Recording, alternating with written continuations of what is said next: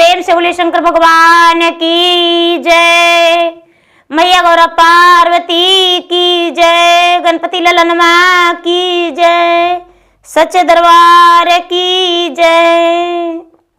गुरु भाई बहना, मैं श्री चर्चा कथा सुनाने जा रही हूँ। इस कथा को पूरा सुनिए और रहस्य जानिए। आदि नहीं, आदि सुनने में शिव गुरु का अपमान होती है, पूरा सुनने में ज्ञान होती है। इसलिए कथा को पूरा सुनिए और रहस्य जानिए। हर हर महादेव, घर घर महादेव। गुरु भाई बहना, एक गांव में एक शिष्या बहना रहती थी और भगवान के सच्चे भक्त थी और भक्ति पूजा पाठ किया करती थी।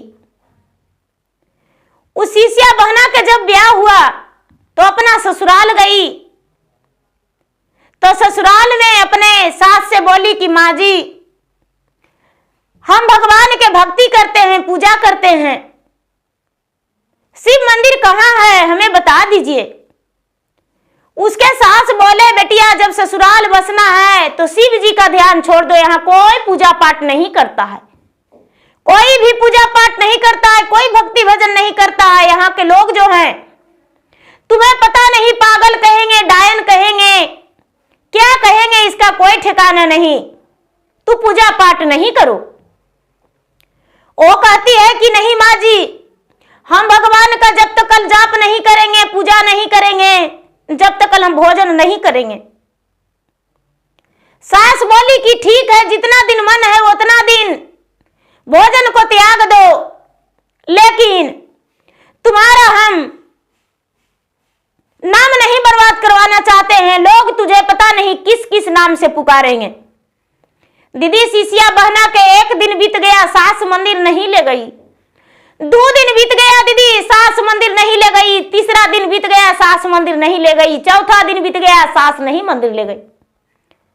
धीरे धीरे 7वां दिन जब बीता दीदी, तो जमीन पर चलने लायक नहीं थी, तो शंकर भगवान और मैया पार्वती दोनों कैलाश पर्वत पे बैठकर इधर उधर देख रहे थे। तभी ध्यान पड़ गया कि अरे मेरा एक भक्त है जो बच्चेपन से, जब उसका उमरिया 4 साल के था तब से शिष्या मेरा बन गई है, तब से ही मुझे पुकारती है, और यदि उसका मदद नहीं करेंगे तब तो मुझ पे धिक्कार है। पार्वती कहते हैं कि महाराज उसका मदद कैसे कीजिएगा, उसका सास जो है घर से बाहर नहीं होने देती है, कहती है कन्हाई बहुरिया तुम हो, मंदिर नहीं जाओ, कैसे वो आपकी भक्ति करेगी, जब तक भक्ति नहीं करेगी, जब तक वो भोजन नहीं करेगी। दीदी उस शिष्या बहना के घर बड़ी लंबा चौड़ा था, बहुत लंबा चौड़ा था, बीच में आंगन बहुत बड़ा था, और आंगने में महादेव के शिवलिंग जमीन में फट के निकल गए। दीदी जमीन जो था पूरा फट गया, और फट के और शिवलिंग वहां प्रकट हो गया। महादेव अपना विराट रूप में उसके आंगन में प्रकट हो गए। रात्रि में ऐसा हुआ, सवेरा होते ही जिस दिन 8वां दिन बीता दीदी, 8वां दिन सबसे पहले उसके घर के जो मेन सदस्य थे, यानी शिष्या बहना के, जो शिष्या बहना गायत्री उसका नाम था दीदी, गायत्री शिष्या बहना थी, उसके ससुर निकले तो कहते हैं कि अरे आंगन में इतना बड़ा पत्थर कहां से आ गया, कौन लाके रख दिया है। दीदी पूरा घर के परिवार के इकट्ठा किए, जो भी परिवार थे सब इकट्ठा हो गए और उसको कबाड़ने लगे। दीदी इसको कबाड़ के फेंक देंगे, फोड़ चूर देंगे, इतना बड़ा पत्थर कहां से आ गया। दीदी बेचारी गायत्री बहना नई नवेली दुल्हन थी, वो किसी से कुछ नहीं कह रही थी, भगवान से यही कह रही थी, हृदय में उसको चलने का ताकत नहीं था। दीदी भगवान के सहारे वो बस जीवित थी, जिसको दीदी 8 दिन लगातार भोजन नहीं पेट में जाएगा तो कितना वो बोल सकती है, कितना जीवित रह सकती है सच्चे हृदय से। उसका तो अन्न पानी पेट में नहीं गया था। अब दीदी सारी परिवार जो थे रामा कुदार लेकर उसको शिवलिंग को कबाड़ने लगे। दीदी जितना कोड़ रहे हैं दीदी, उतने गड्ढा में उनका जो है हद नहीं हो रहा है। सारी परिवार थक गए तो गायत्री बहना कहते हैं अपने सास से, ससुर से कि हाथ तोर जोड़ियो जी सास, गोड़ तोरा परियो जी, सुनी ले हो बचन मारन जी। एहू नाही टवर हाई, एहू ना पथलवा हाई, एहू नाही टवर हाई, एहू ना पथलवा रे हाई, एहू हाथिन सेवा गुरु महानन हो राम। हम करवै गुरु के पूजा नम हो राम। के सासु जे हम छुअबै सेवा गुरु के चरणम हो राम। के सासु जे हम करवै सेवा गुरु के दर्शनम हो राम। सब लोग पूरा परिवार करें कि घर में इतना बड़ा पत्थर आ गया, कहाँ से आ गया। बेचारी नई नवेली दी दुल्हन थी और उसको बोले कि उसको कबाड़ रहे हैं, कबाड़ ही नहीं रहा, उसको पते नहीं है कितना बड़ा है, आंगन में पहले से तो नहीं था, रातों रात फट के इतना बड़ा हो गया है। गांव में भी हल्ला हो गया तो गांव में लोग कहने लगे कि अरे भैया ये शिव जी का स्थान आपके आंगन में आ गया है, शिव जी आपके आंगन में विराजमान हो गए हैं, इनको पूजा प्राण प्रतिष्ठा करवाइए। दीदी अब उसके सास ससुर देवी देवता नहीं मानते थे, लेकिन गायत्री बहन बोली कि देखिए हम तो भगवान के सच्चे हृदय से मानते हैं और हम प्राण प्रतिष्ठा करवाएंगे। बेचारी अपना प्राण प्रतिष्ठा कराने के लिए तन का जो गहना था, गहना अपने पति को दे दी कि पतिनाथ जी ये गहना जाकर बेच दीजिए, एक ब्राह्मण को बुलाकर प्राण प्रतिष्ठा करवा दीजिए। वो जब जो पति थे वो कहते हैं कि जो सच्चे शिष्य भगवान के है ये है तो भला गहने और गुड़िया का क्या जरूरत, ब्राह्मण का क्या जरूरत। सब लोग जितने हैं गांव में सब मिलकर यहाँ पर भगवान के आसन लगा दो और सब मिलकर शिव चर्चा कर दो, उससे बड़ा क्या महान हो सकता है। सब मिलकर शिव चर्चा किए और गाए बजाए, गा बजा के और उसके बाद उसी दिन से गायत्री बहना भगवान के आंगन में पूजा पाठ करने लगी।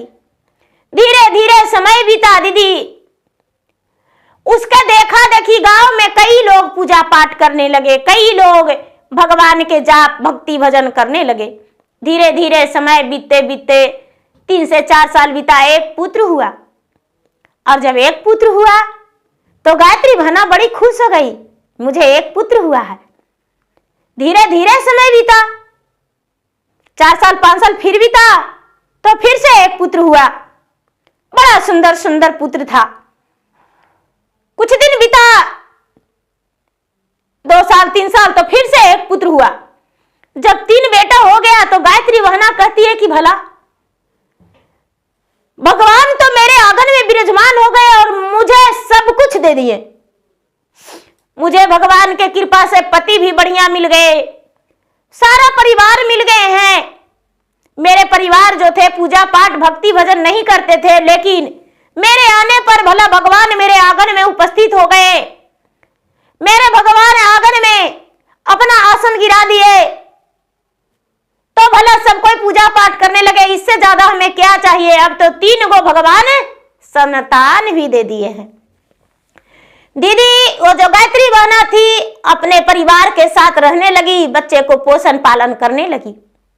धीरे धीरे समय हुआ, लेकिन बिना पूजा पाठ के नहीं रहती थी। अब उसके गांव में चर्चा भी होने लगा तो चर्चा में भी जाने लगी, क्योंकि उसका तो आधी उम्र पार कर गया। चर्चा में जाने लगी तो सारा लोग कहने लगे कि ये गायत्री दीदी आपका बड़का बेटा सियाना हो गया है, अब यदि बड़का बेटा का विवाह कर देते तो आपका नई नवेली नवेली दुल्हन आ जाती और घर में खाना बनाती। तो दीदी गायत्री बहन तो पुजारी थे लेकिन बड़ी लालची थी। वो कहती है कि हमको इतना धन संपत्ति है और इतना मेरा बेटा पढ़ा लिखा है और इतना हमको सुंदर बेटा है, तो हमको बड़ी सुंदर पुतौह चाहिए और तिलक वो लेंगे हम कम से कम 4 लाख 5 लाख लेंगे। तो दीदी गायत्री दीदी जो थी अपने बेटा के ब्याह के लिए ऐलान कर दी और लोग आए रिश्ता लेकर। तो गायत्री दीदी फरमाई कि देखिए बेटा के हम 5 लाख तिलक लेंगे। जब गायत्री दीदी के बेटा के ब्याह हुआ दीदी, तो बड़ी पढ़ी लिखी लड़की मिली, बड़ी सुंदर खूबसूरत। 5 लाख तिलक दिया, 5 लाख तिलक दिया दीदी। तो बेचारी गायत्री दीदी सोचती है बहू आ गई घर में, ब्याह हो गया बेटा के, बहू आ गई घर में। तो बहू आ गई तो ये सोचती है गायत्री दीदी कि अब बहू भोजन बनाएगी। तो सवेरे हुआ और कहने गई कि बेटी सूरज उग गया है बेटी, एक बास दिन चढ़ गया है, अब बताओ कि आंगन में दिन जो है इतना गिर गया और तुम भोजन नहीं बनाएगी बेटी। नई नवेली दुल्हन जरा सवेरे उठती है। तो गायत्री दीदी का जो बड़ी बहू थी वो कहती है कि ये बुढ़िया, अरे तुम्हारे समझ में नहीं आता है, तो तुम्हारा दिमाग का खुला ढक्कन नहीं है, बंद है क्या? अगर जो नहीं खुला है तो खोल लो और मेरा बात सही से सुनो। हम इतना पढ़े लिखे हैं और इतना हमको पिताजी तिलक दिए हैं, तो क्या तुम्हारे घर एक नौकरानी बन के खाना बनाएंगे? जितना जल्दी हो सके उतना जल्दी खाना बनाकर मुझे लाओ और मुझे पलंगे पे भोजन चाहिए, पलंगे पे दतमन चाहिए, यही जगह चाय भी चाहिए। दीदी अब तो बेचारी सीसिया बहना जो थी थर थर कांपने लगी, अपने बहू से कहती है कि बेटी घर के बात घर ही में रखना, बेटी हल्ला मत करना। हम बेटी दतमनो देंगे, पानियों देंगे, बेटी चायों देंगे, नाश्ता भी देंगे, खाना भी देंगे, लेकिन बेटी मेरा इज्जत बचा के रखना, बेटी झगड़ा मत करना। सब लोग मुझ पे थूकेंगे कि इतना तिलक लेके बहू के लाई है, इतना सुंदर बहू है, अब इनको डांटती है, खाना बना के ने को कहती है। दीदी अब गायत्री बहन खाना बनाने लगी। लोग गांव वाला कहने लगे कि ए गुरु बहन चर्चा भजन में अब बड़ी कम आने लगे, अकेले थे तो ज्यादा आते थे, अब क्या हो गया? कहते हैं कि नहीं नहीं ऐसा कोई बात नहीं, हमको जो बहू है हमको बड़ी प्यार करती है, इतना प्यार करती है क्या कहें। जब भी गुरु बहना बाहर निकलती थी तो पांव हाथ में तेल पोत के निकलती थी कि हमको बहू देखिए कितना तेल लगाती है। बाल सवार के निकलती थी कि हमको बहू खुद का बाल झाड़ देती है। कपड़ा गंदा नहीं रखती थी कि देखिए मेरा बहू रोज कपड़ा धोती है। दीदी अब सबसे बेचारी यही कहती थी बहुत सुंदर बहू है, बहुत अच्छी है, बहुत प्यारी है, कोई भी आज्ञा के पालन करती है, सबको बात मानती है। दीदी कोई भी मिलने जाते थे तो बेचारी गायत्री बहन कहती थी कि बहन जी आप बैठिए, हम बहू को जरा कह के आते हैं कि चाय बना दी बहू। और गायत्री बहन जाकर और खुद को सस्पेन चढ़ा के दूध चीनी चाय पत्ती डालकर और बनाकर ला के देते थे। देखिए मेरा बहू कितना सुंदर चाय बनाई है, बहन जी पी के देखिए। जो भी बैठते थे वो कहते थे कि अरे बहन जी आपका बहू तो बड़ी अच्छी है, बड़ी अच्छी चाय बनाती है। अपना बात किसी को नहीं जानने दी दीदी, किसी को जानकारी नहीं हुआ, जानकारी नहीं हुआ। धीरे धीरे समय बीता दीदी, साल 2 साल बीता। गांव वाले कहने लगे कि ये दीदी आपका दूसरा बेटा भी सियाना हो गया है, शादी करने लायक है, आप दूसरा बेटा के ब्याह नहीं कीजिएगा। शिष्या बहना कहती है कि हाँ बहन जी काहे नहीं करेंगे, दूसरा बेटा का ब्याह करेंगे। दूसरा का बेटा भी कहता है माँ हमको गौर लड़की चाहिए, हमको सुंदर दुल्हन चाहिए। पढ़ी लिखी चाहिए।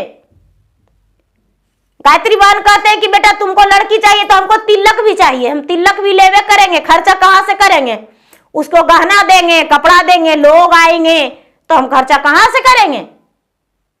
तो दीदी 5 लाख के बदली 7 लाख दूसर का बेटा के तिलक ले लिए। और तिलक ले लिए दीदी, दिन ठिकाना बैठा, शादी हुआ, दूसर की बहू आई तो गायत्री बहन को आस लगा हुआ था कि हमको दूसरी बहू आएगी तो खाना बनाकर देगी और घर के सारा काम करेगी, घर के सारा काम करेगी। लेकिन दीदी हुआ क्या, जब दूसरी बहू आई तो नहीं तो खाना बनाई और नहीं तो घर के एक काम की।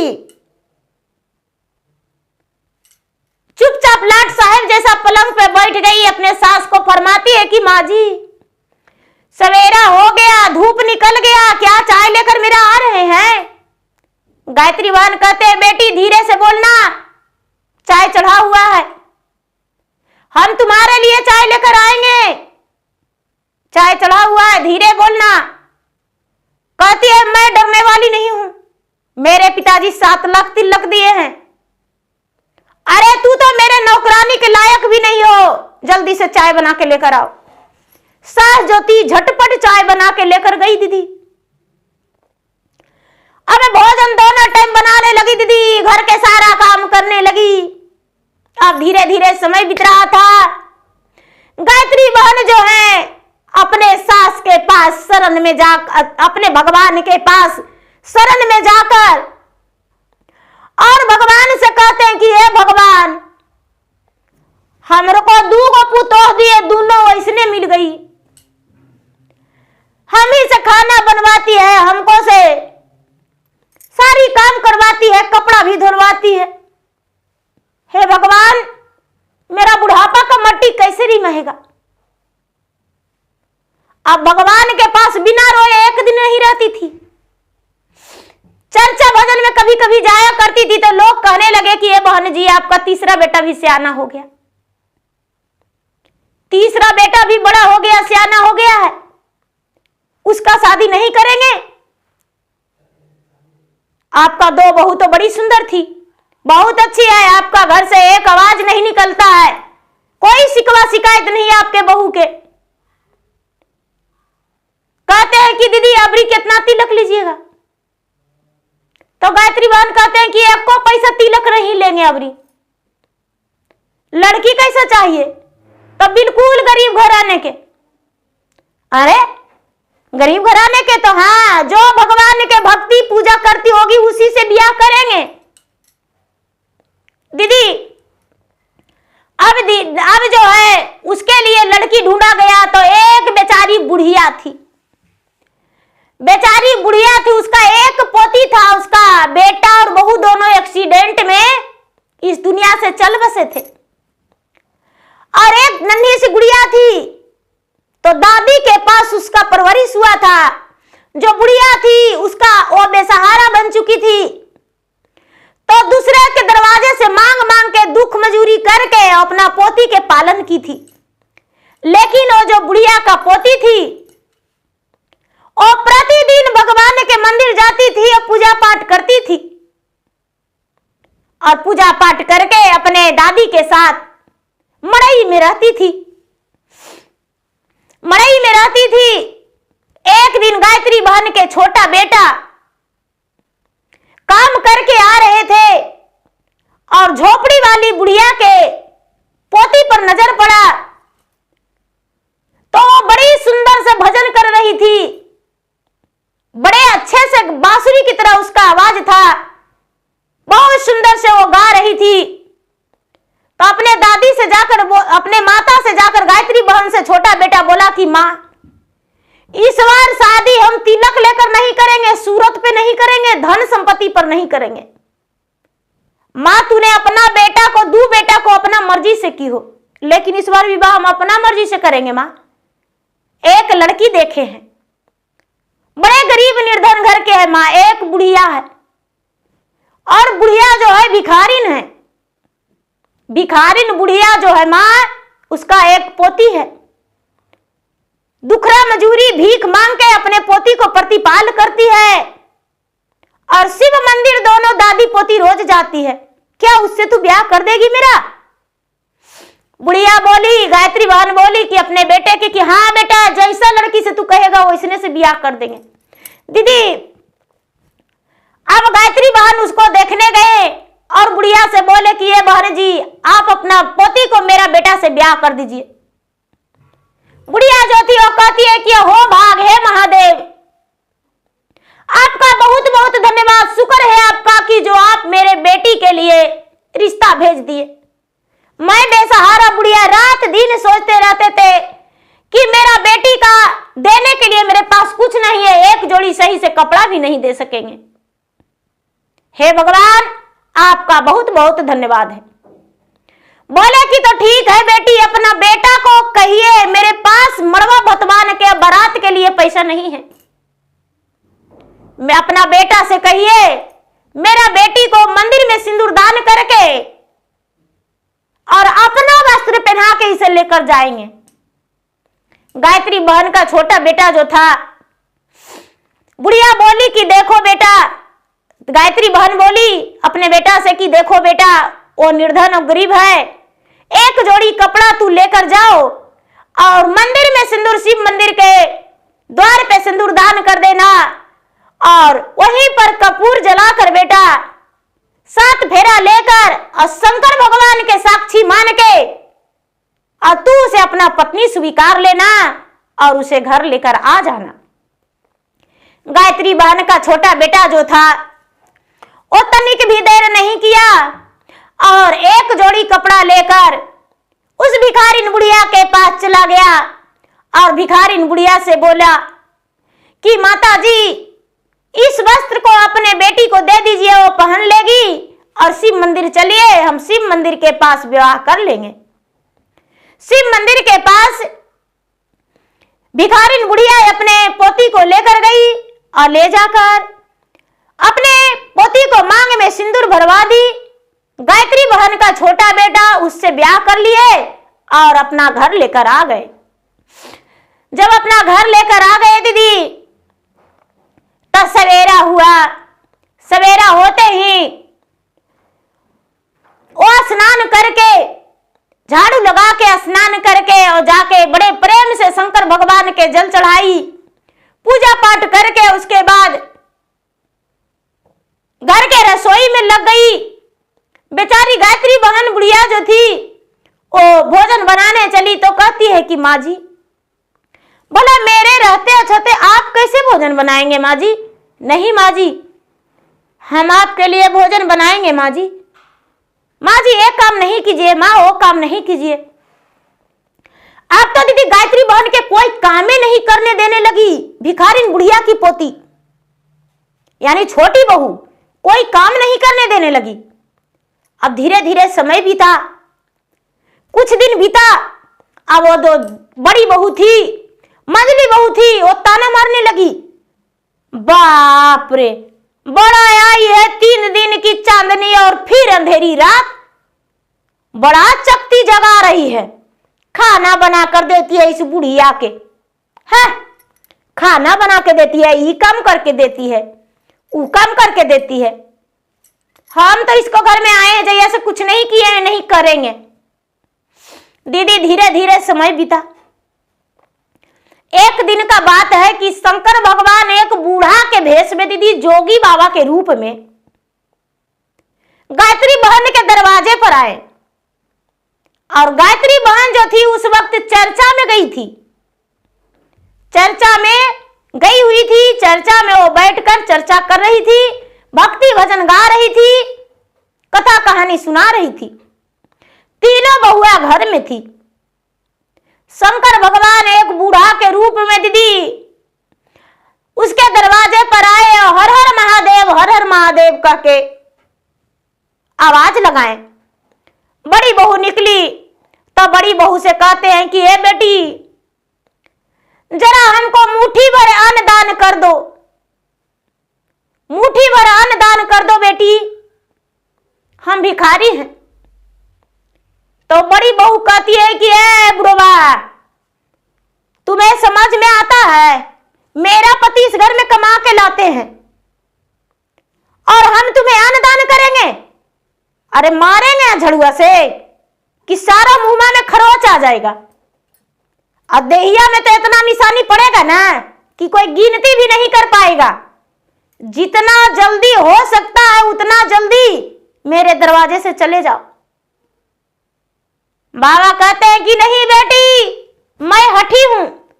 जब तक इस दरवाजे से हम मुट्ठी भर अन्न नहीं ले लेंगे, जब तक हम इस दरवाजे से नहीं जाएंगे। दीदी दूसरी बहू जो थी वो आई तो उससे भी कहते बाबा की बेटी मुट्ठी भर अन्न दे दो, या तो जो भोजन बनाई हो वही मुझे खिला दो, हम चल जाएंगे। वो तो आओ नहीं ताओ देखी दीदी, एक झड़ुआ हाथ में लेके आओ, 2-4 झाड़ू लगाइयो दी महादेव के। फिर भी महादेव कहते हैं कि बेटी हम बहुत भूखा है, हम कई दिन से भूखा है, वो हमको खुद नहीं पता है। बिना भोजन किए दरवाजा से हम जाएंगे नहीं, मेरा प्रण है। अब दीदी छोटी बहू निकली। छोटी बहू निकली तो जब देखी कि अरे मेरा जेठानी है बाबा के बिना मतलब के मार दी है झाड़ू से, हल्ला हो गया वहां पर। फिर भी बाबा नहीं हट रहे हैं। छोटी बहू गई तो कहती कि बाबा आप बैठिए, बाबा आप बैठिए। बाबा बैठ गए। बाबा क्या आपको भूख लगा है? हाँ बेटी हमको भूख लगा है। बाबा हम अभी आपको भोजन करवाते हैं। तुरंत भोजन लाके बाबा को दे दी और उसके बाद कहती है कि बाबा और आपको अन्न भी चाहिए? तो हाँ। कोई बात नहीं बाबा, हम अपने पति के कमाए में से आपको अन्न दान कर रहे हैं। मेरा पति का कमाया हुआ ये धन है। और दीदी कुछ पैसे भी दी कि लीजिए बाबा आप ये पैसे भी रख लीजिए और ये अन्न रख लीजिए, और बाबा जब भी जरूरत होगा तो मेरे दरवाजा आपके लिए खुला रहेगा। कोई बात नहीं बाबा, आप मेरे पिता के समान हैं, मेरे गुरु के समान हैं। बाबा जो महादेव थे वो तो साधु का रूप में थे। अपने झोली से निकाल के मुट्ठी पर भभूत दिया और बोले कि बेटी लो, जिस घर में सुतती हो उस घर में एक कोना में छींट देना। बोले कि ठीक है। और भभूत को ले ली और भभूत को ले ली दीदी। तो भभूत के ले लेने के बाद वो बाबा अदृश्य हो गए तुरंत। लोग कहने लगे कि अरे बाबा तो अभी यहीं पर थे, कहां चले गए? गायत्री बहन के छोटी बहू जो थी अंदर गई और बाबा कहां चले गए? बाबा लेकिन अदृश्य हो गए। अब क्या होता है, छोटी बहू गई और जाके जिस कमरे में सोती थी, जिसका जहां पर उसका बक्सा पेटी था वहां पर धर दी और छीटी दीदी।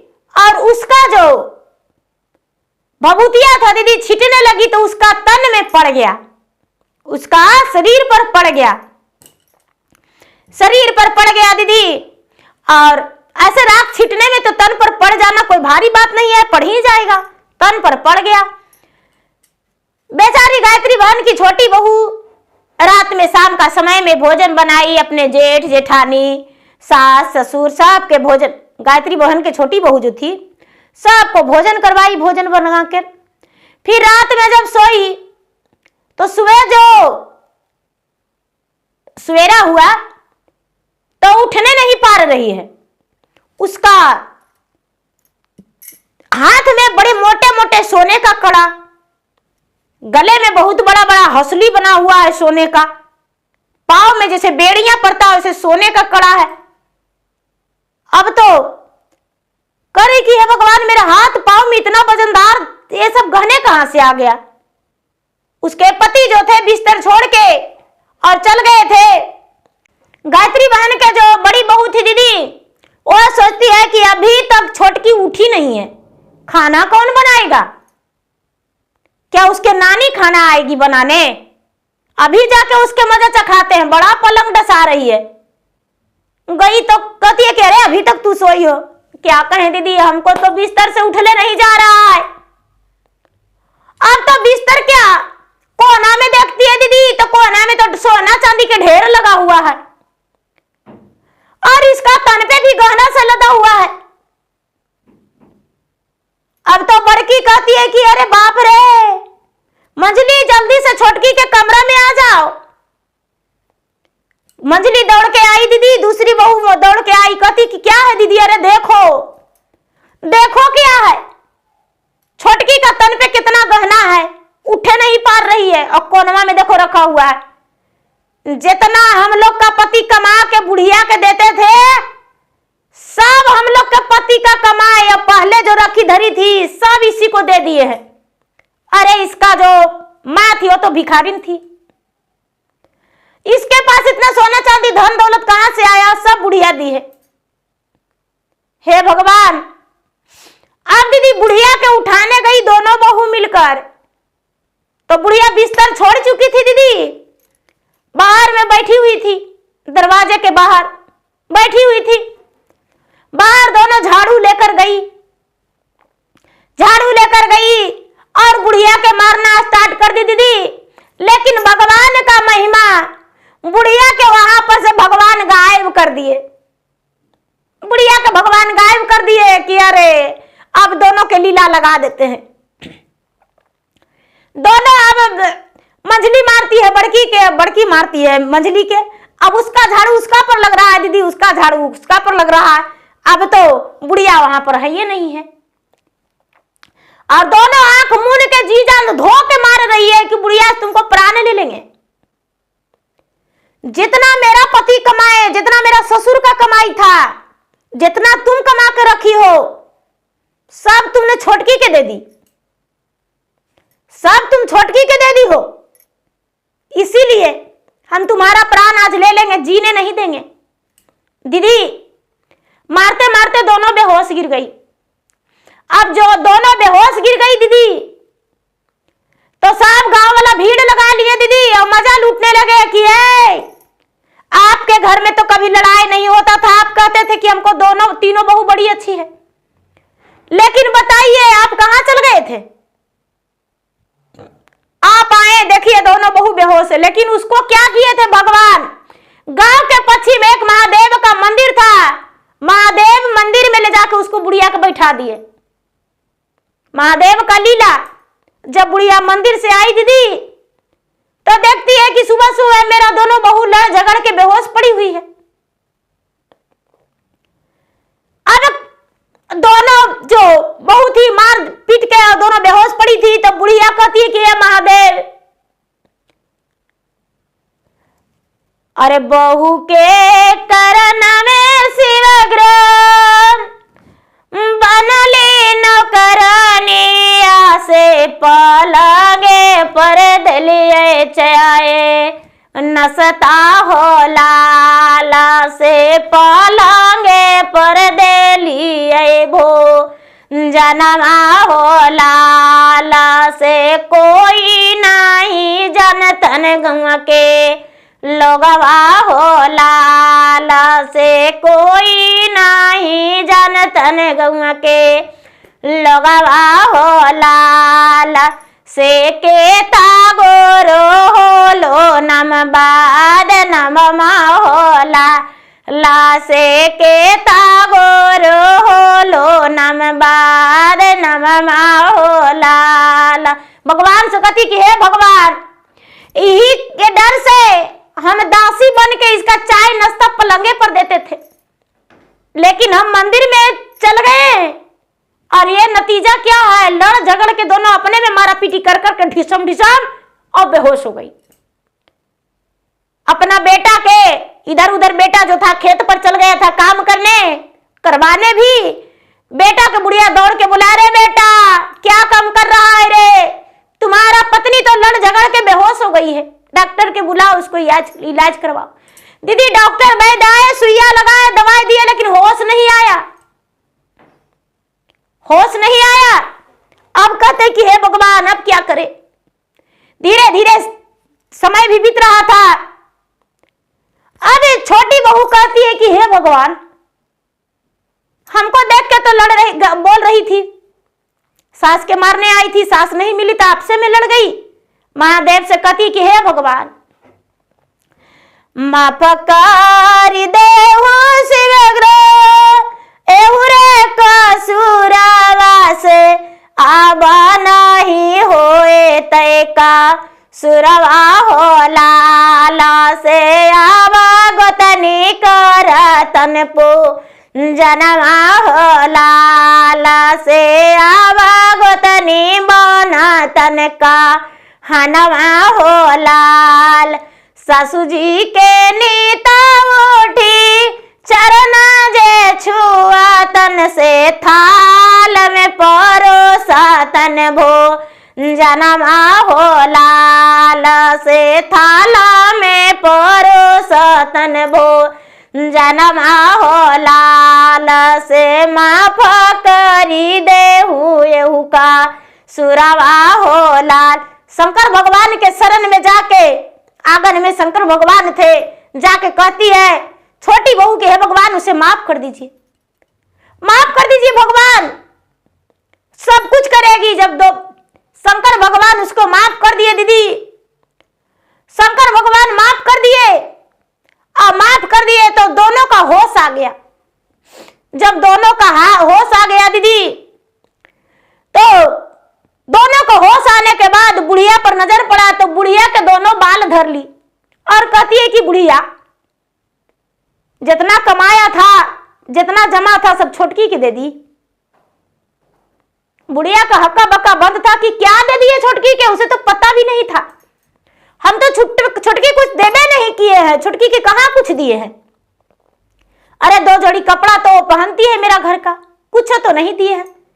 अब दीदी इतना ही में फिर से वही जोगी बाबा आ गए, और जोगी बाबा आ गए हर हर महादेव करते और प्रकट हुए। कहते हैं कि देखो बुढ़िया, क्या दी हो क्या नहीं दी हो हम बताते हैं।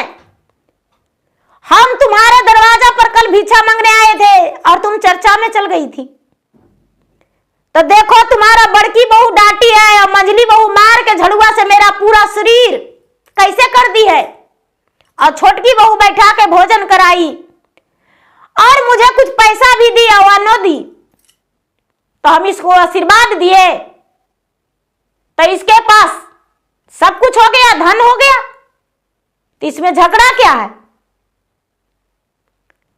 अब तो सबके हक्का बक्का बंद था, सबके चनका बुन टूटा कि अरे ये जोगिया में क्या खूबी है।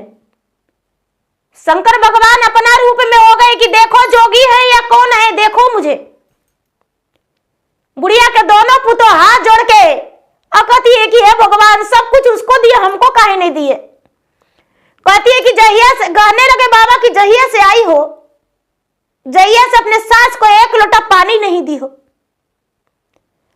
घर के एक काम नहीं की हो, तो बताओ कि तू बहू बन के आई थी या तुम्हारा सास बहू बन के आई है। नहीं बाबा, हम बहू बन के आए, तो सास से माफी मांगो। आवाज से ही घर में जो बहू का अधिकार होता है वो तुम्हें करना पड़ेगा। दीदी बुढ़िया के दोनों बहू सास से माफी मांगी और बोली कि माँ जी, हम घमंड में फूल गए थे कि हम बहुत बड़ा घराना के बेटी हैं, लेकिन अब मेरा घमंड चूर हो गया। आप ऐसा नहीं करेंगे माँ जी, मुझे क्षमा कर दीजिए माँ जी, माफ कर दीजिए। दीदी भगवान उसे क्षमा कर दिए, महादेव भी क्षमा कर दिए, बुढ़िया भी क्षमा कर दी और दोनों बहू उठ गई। अब धीरे धीरे समय बीता दीदी, तीनों बहू मिलजुल के रहने लगी। तीनों बहू के बाल बच्चा भी हो गया घर में। अब एक का मुंह करती तो एक का मुंह करती तो एक का मुंह करती। तीनों बहू और तीनों बेटा के कैसे दिन बीतता था, कैसे रात बीतता था, किसी को पता भी नहीं चलता था। धीरे धीरे समय बीतने पर बुढ़िया का अंतिम संस्कार हो गया, यानी भगवान के प्यारी बन गई, और बुढ़िया के जो पति थे वो भी इस दुनिया से चल बसे। तीनों बेटा का उमरिया भी धीरे धीरे ढल गया। उसके घर में पोता पोती धन संपत्ति सब कुछ से भर गया। तो देखिए दीदी, बुढ़िया के परीक्षा लिया जा रहा था। माता रानी परीक्षा ले रहे थे, माता पार्वती परीक्षा ले रहे थे कि देखते हैं कितना सहती है। महादेव परीक्षा ले रहे थे, लेकिन बुढ़िया हारी नहीं, थकी नहीं, भगवान को परीक्षा बड़ी अच्छा से दी। तो प्रेम से बोलिए शंकर भगवान की जय। गुरु भाई बहना, यदि मेरा वीडियो अच्छा लगे तो मेरा वीडियो को लाइक करें, शेयर करें। चैनल पर यदि नए हैं तो चैनल को सब्सक्राइब करें, बेल आइकन घंटी को दबाएं, जो कि मेरा वीडियो का नोटिफिकेशन सबसे पहले आपके पास जाए, आप मेरा वीडियो सुन सके। कमेंट बॉक्स में हर हर महादेव या तो ओम नमः शिवाय या तो जय शिव गुरु या तो अपने नाम लिखकर जरूर भेजें, जिसमें मैं आपके नाम का भगवान के शरण में हाजिरी लगा सकूं और भगवान से आपके लिए प्रार्थना करूं और भगवान से दया मांगूं कि हे भगवान उनका जीवन में हर सुख दीजिए, हर खुशी दीजिए, उनका बाल बच्चा सब परिवार खुश रहें, जीवन में उनका कोई दुख नहीं हो। प्रेम से बोलिए शंकर भगवान की जय, हर हर महादेव की जय।